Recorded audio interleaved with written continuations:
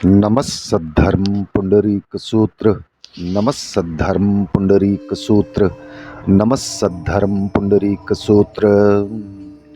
दोस्तों, आज हम एक बहुत ही महत्वपूर्ण विषय पर चर्चा करेंगे, जो है अकेलेपन के बारे में। मैं इस विषय पर महान संतों के विचारों को उद्धृत करने में हिचकिचाऊंगा नहीं।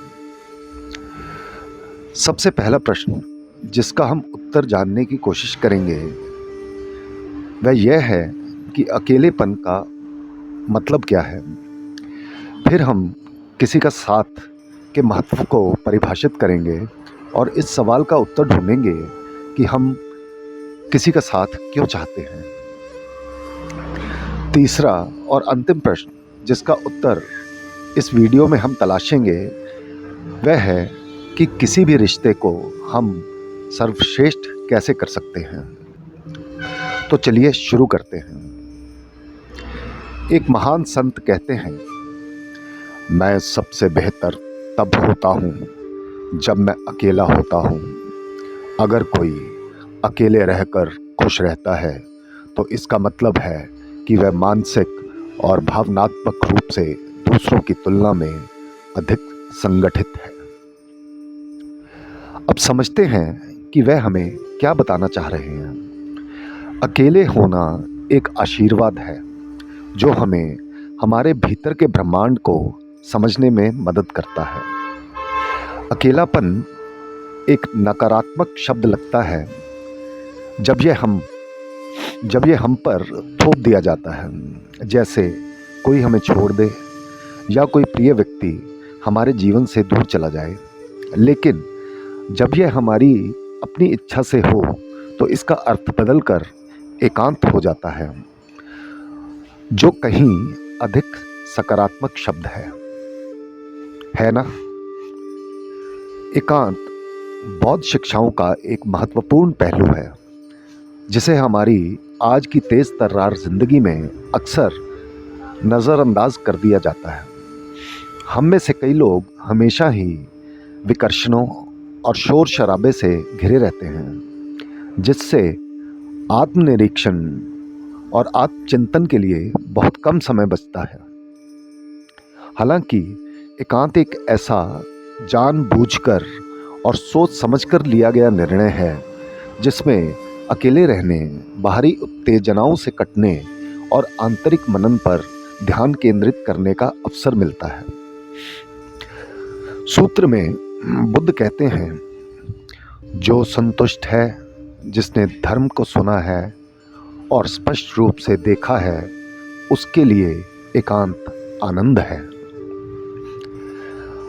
अब हमें कुछ तो समझ आया होगा कि एकांत क्या है। तो आइए दूसरे प्रश्न की ओर चलते हैं कि आखिर किसी का साथ होना क्या है और हम साथ क्यों खोजते हैं। मैं फिर से एक महान संत के शब्दों को उद्धृत करता हूँ, जो कहते हैं कि मौन हम आंतरिक जागृति और परिवर्तन के लिए सबसे महत्वपूर्ण साधन है। कई लोग अपने भीतर की गहराई तक पहुँचने और परिवर्तन लाने के लिए कुछ दिनों, हफ्तों, महीनों, यहाँ तक कि वर्षों तक मौन साधना करते हैं। लेकिन इसके विपरीत हम में से कई लोग अपने नाश्ते की तस्वीर दूसरों के साथ साझा करने में और दिन भर की हर गतिविधि को दिखाने में आनंद महसूस करते हैं, है कि नहीं। अगर हम इस श्रेणी में आते हैं तो हमारी संगति या मित्रता के बारे में धारणा अपेक्षाकृत गलत है। ऐसा क्यों? क्योंकि हम में से अधिकतर लोग अपने विचारों और भावनाओं के मानसिक नाटकों में जी रहे हैं। हम किसी बाहरी व्यक्ति के साथ जुड़ना चाहते हैं, बातचीत करना चाहते हैं और दूसरों से संपर्क बनाए रखना चाहते हैं। क्यों? क्योंकि हम यह नहीं जानते कि अपने भीतर कैसे जुड़ा जाए या अपने भीतर कैसे संवाद किया जाए। इस पर विचार करें।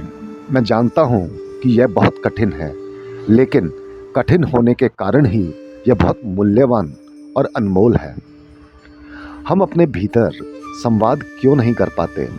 क्योंकि अगर हम थोड़ी देर के लिए प्रयास भी करें तो अपने नकारात्मक विचारों की प्रवृत्ति के कारण हम खुद को उलझा बैठते हैं।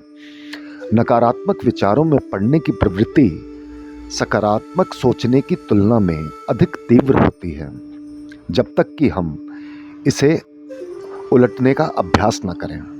क्योंकि यह मुश्किल है तो हम स्वाभाविक रूप से आसान मार्ग पकड़ लेते हैं, जिसपे हम किसी के साथ होने के लिए उत्सुक हो जाते हैं, ताकि हम अपनी भावनाएं और दिमाग में आने वाले विचार, चाहे सकारात्मक या नकारात्मक, दोनों साझा कर सकें। इसमें कोई गलत बात नहीं है, यह उचित है तब तक जब तक हम किसी और की एकांत की जगह छीनने की कोशिश नहीं करते।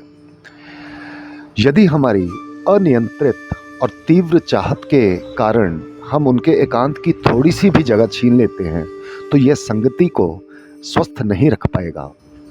मुझे आशा है कि आप मेरी बात से सहमत होंगे। हालांकि यह सूत्र शिक्षाओं से ली गई बातें हैं और मैं केवल उनको समझने और आपके साथ साझा करने का प्रयास कर रहा हूँ। अब इस वीडियो का आखिरी प्रश्न, अपने बाहरी रिश्तों को सर्वश्रेष्ठ बनाने का क्या मार्ग है? वैसे पहले कही गई बातों में उसका उत्तर व्यक्त है, फिर भी यह एक महत्वपूर्ण विषय है, तो हम इसको फिर से दोहराते हैं और मैं कुछ बिंदुओं द्वारा इसको बताना चाहूँगा। पहला, हमें अधिक से अधिक आंतरिक अंतर्मन से वार्ता के लिए समय निकालना चाहिए और करने का प्रयास और अभ्यास करना चाहिए। दूसरा, कभी भी किसी के एकांत प्रयास में हमें बाधा नहीं बनने का प्रण सदैव याद रखना है। तीसरा, कभी भी किसी का अपमान नहीं करना है। विरोध भी हो तो हमें सही विचारों के साथ सही वक्त पर और सही शब्दों का प्रयोग करने का प्रण लेना है। बस यह 3 अद्भुत प्रयास करके देखिए और अपने रिश्तों में आनंद अनुभव कीजिए। सूत्र नमन और समर्पण आपको इन प्रयासों में काफ़ी मददगार होगा। आपका बहुत बहुत आभार। नमस्सद्धर्म पुंडरीक सूत्र, नमस्सद्धर्म पुंडरीक सूत्र, नमस्सद्धर्म पुंडरीक सूत्र।